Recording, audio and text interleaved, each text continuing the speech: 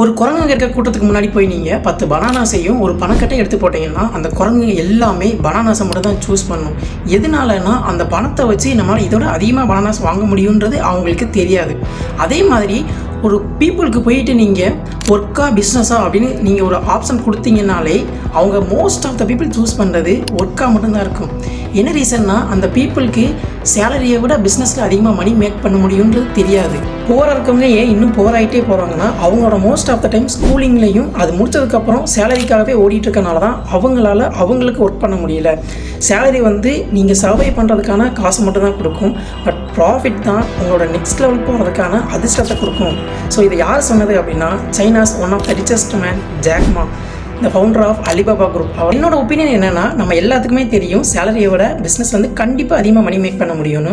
ஆனால் ஏன் அந்த சாய்ஸ் எடுக்கிறது இல்லைன்னா அதுக்கான ரிஸ்க் டேக்கிங் எபிலிட்டி இருக்கா? நம்ம வேலையை விட்டு வந்துட்டோம்னா நம்ம கேஷ் ஃப்ளோக்கு என்ன பண்ணுவோம், எப்படி கிளைண்ட்டை அப்ரோச் பண்ணுவோம், அவங்கள்ட்ட எப்படி நம்மளோட சர்வீஸை பிச் பண்ணுவோம், நம்மளால கம்யூனிகேட் பண்ணி அந்த சர்வீஸை கரெக்டாக அவங்களுக்கு ப்ரொவைட் பண்ண முடியுமா இப்படின்னு செல்ஃப் டவுட்னால தான் நம்ம அந்த இதவே எடுக்கிறதே கிடையாது. இதெல்லாம் எனக்கு தோணுது. உங்களுக்கு என்ன தோணுதுன்னு மறக்காம கமெண்ட் பாக்ஸில் கமெண்ட் பண்ணுங்கள். இதெல்லாம் உங்களுக்கு ரொம்ப செல்ஃப் டவுட் இருக்கோ அது எல்லாத்தையுமே தனித்தனியாக நோட் பண்ணி வச்சு ஒவ்வொன்றிலையுமே ஒர்க் பண்ண ஆரம்பிங்க. அதில் இம்ப்ரூவ்மெண்ட் கொண்டு வாங்க.